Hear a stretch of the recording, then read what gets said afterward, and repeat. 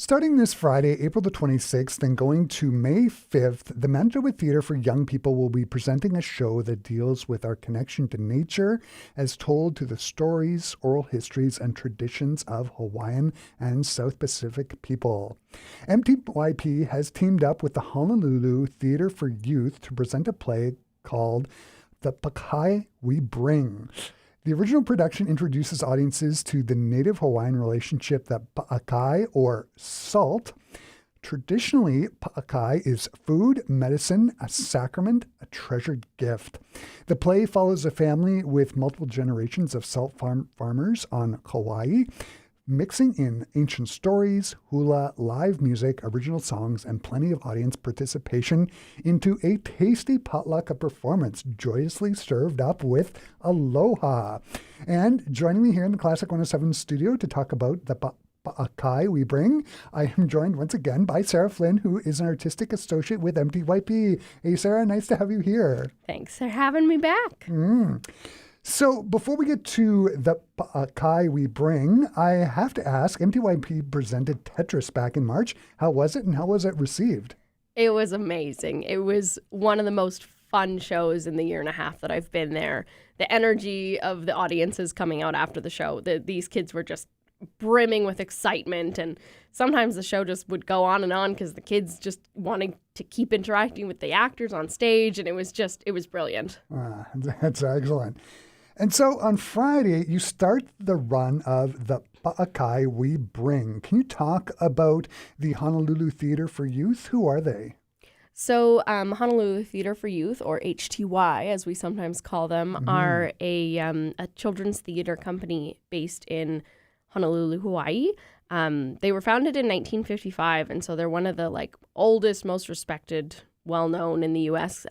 Children's theater companies. They're also the only professional theater company on the mainland for Hawaii. That's the biggest theater is the Children's Theater in Hawaii, which is super cool. When I was prepping for the interview, one of the things that I discovered is that HTY has been touring this production over the U.S., all over the U.S. How did MTYP find out about it, and have you collaborated with them before? So we have not collaborated with them before, but they've been working with Sarah Saltwick at Holden Arts and Associates, which is an agent in the States and in Canada for various children's theater work. And we love Sarah, and so she told us about this company and about the show. And Pablo, the artistic director, actually went to Hawaii a year and a half ago to see it done there and to see how they work and to learn from them and their theater practices, and was like, when he came back, he was like, we have to bring this show. It is going in our next season. It's amazing. Fantastic. Yeah. So the pa'akai means salt, or more to the point, sea salt. And salt farming in Hawaii consists of the desalination of the ocean. Can you talk about how the farming of salt is used in the play to make points? And what are some of the themes that the play touches on? So salt farming on Hanapepe, which is the specific island within Hawaii that a lot of these stories come from, is a tradition that's been passed on for generations and generations in that area and by those exact families. I think there's 24, 27 families or something, and they've been doing it forever, and that's what they do. And so because for them salt is such an important thing, it's a medicine, it's a food, it's a gift, it's only ever given, it's never sold, and it's just it's super important to them and their culture. And so to be given salt is also a really beautiful thing, and it's all about the family and the traditions and the continuing these traditions, but also continuing those longstanding traditions in the face of the world that we're in now versus what it was like years ago when it was started. So yeah. And from what I understand, there's something about the importance of salt, and they use it to salt the fish, and this whole idea of eating only what you can catch, right? And then preserving what you can make use of. Exactly, yeah. Can you talk about the importance of hula in the play and how that's used? Yeah, so they tell a story through hula. So it's not maybe the traditional hula that you think of when you go on your resort trip to Hawaii. It's really a form of storytelling where you are telling through your body and through the movements and through the music. They tell the first salt making through hula. And it's all very specific in the way your hands move and your feet, the clothes you're wearing. It's a beautiful storytelling medium. Amazing. When I was prepping for the interview, I watched the video that they have up on the Honolulu Theatre for Youth's website. And one of the points that they make in the video is the effect of climate change and the effect it's having on salt farming. Do they deal with that in the play? Yeah, they talk about it a decent amount. They have some of the characters that they're portraying are these younger people within the generations of these families, and they're the ones that are coming against all this environmental and climate change and how people visiting and the world is affecting their ability to continue harvesting salt and to continue these family traditions. So it's definitely plays a large part in the stories they tell. Yeah, from what I understand, the salt needs to be 100% pure, and there's a beach close by, and there's lots of cars from visitors there, and it's tainting the salt. Yeah, it's affecting their livelihood, their traditions, and in huge ways. So it's super relevant to them. In the video that's up on their website, Moses Goods, their artistic lead, makes the point, you sprinkle a little bit of salt on food, you preserve it. Storytellers and theater makers preserve stories for future generations. If you sprinkle the tale of the story, it will spread far and wide. Do you think some of the themes that are dealt with in the play are transferable to Winnipeggers and Canadians? 100%. I mean, these are their native Hawaiian stories. And they talk a lot about how they've, tried to grapple with these issues of reconciliation within their own traditions and in their own ways of life.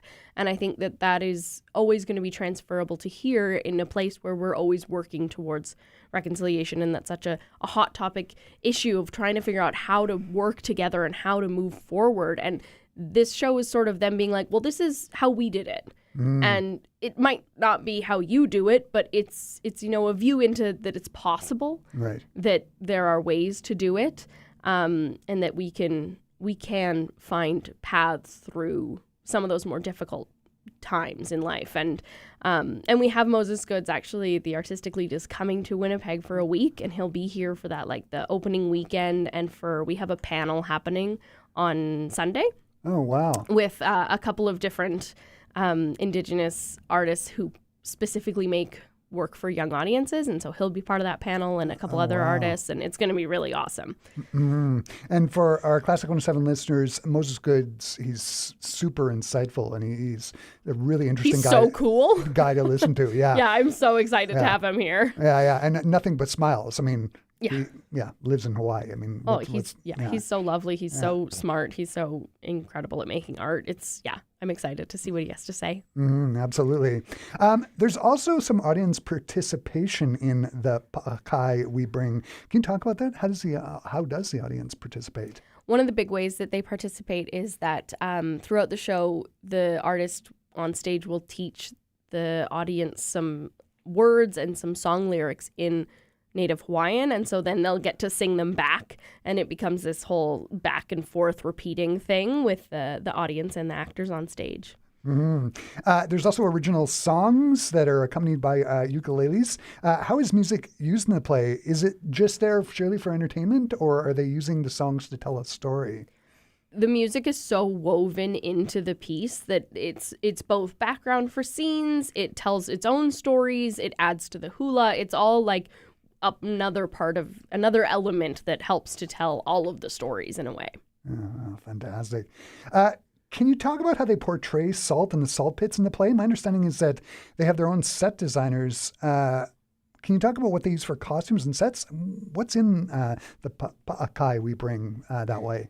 So the set and costumes are relatively simple and specific. They have their little salt beds, and they have some of the tools that they use for harvesting salt, but it's not like a big Broadway looking production. It's it's very natural, lots of cloth and the instruments, and it's all very fits in with sort of the vibes that the whole show brings of being from the community and relevant to the work that they're doing, that it's about the stories, and these things enhance those stories. The play is advertised for a nub, but it seems some of the more subtle themes will be appreciated by adults as well. Is that right? I mean, any good theater for young audiences is going to be appreciated by anyone, including the adults that bring their young people to the shows. So this show's no different. Yeah, great. Sarah, the Akai we bring as presented by Honolulu Theatre for Youth sounds like it's going to be just great. Where can people go to get tickets and find out more details?